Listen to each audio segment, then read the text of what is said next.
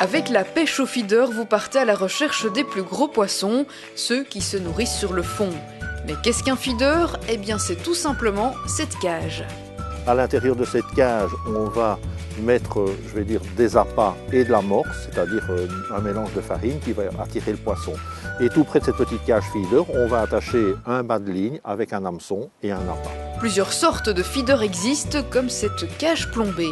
Il y a aussi les feeders pleins où l'on va pouvoir mettre des appâts vivants, par exemple des asticots, etc., qu'on emprisonne dans de l'amorce, donc de la farine qui est mouillée, et on met à l'intérieur les asticots et on met un bouchon de part et d'autre qu'on colmate bien en serrant très fort l'amorce, et les asticots vont sortir par les petits trous, voilà, sur le fond, là où on lance. Animal ou végétal, vous accrochez l'appât de votre choix à l'hameçon. Mais choisissez-le en fonction des poissons que vous voulez pêcher. Un ver de terre, un asticot vont se faire manger et détruire par un petit poisson sans se faire prendre peut-être. Tandis qu'un gros appât, le petit poisson ne saura pas l'avaler. Donc on va sélectionner la taille du poisson par rapport à la taille de l'appât. Voici deux appâts parmi d'autres. Le premier est la bouillette. Ça vient de l'anglais boiled, ça veut dire c'est un mélange de farine avec des œufs qu'on fait cuire, qu'on fait bouillir dans de l'eau et qui va durcir. Et le petit poisson ne saura pas détruire ni sucer cela. Goût fraise, banane, chocolat, viande, caviar. Les fabricants ne manquent pas d'imagination pour aromatiser les bouillettes. Deuxième appât, le pelet. Les pelets, ce sont des granulés extrudés, de farine extrudée. À base, par exemple, celui-ci, c'est du popcorn, donc c'est du maïs qui a été chauffé, extrudé, etc., que le poisson adore.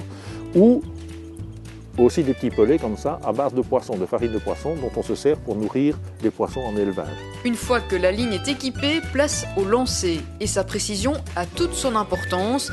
Il y a d'ailleurs un truc pour toujours lancer la ligne au même endroit. On va arrêter la ligne avec ce qu'on appelle un line clip. Donc c'est un petit clip sur lequel on vient, voyez, on a emprisonné le fil nylon de sa ligne dans un élastique.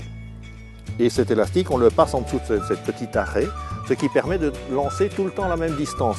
Et pour savoir si le poisson a mordu à l'hameçon, c'est au bout de la canne que ça se passe. C'est le bout de la canne à pêche qui va indiquer quand il y a un poisson qui mord et il va faire bouger ce sillon de canne à pêche qui est coloré et que le pêcheur regarde en permanence et lui permet de déceler la présence ou non d'un poisson au bout de sa ligne.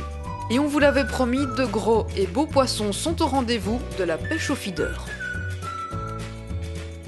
4,7 kg. 4,7 kg.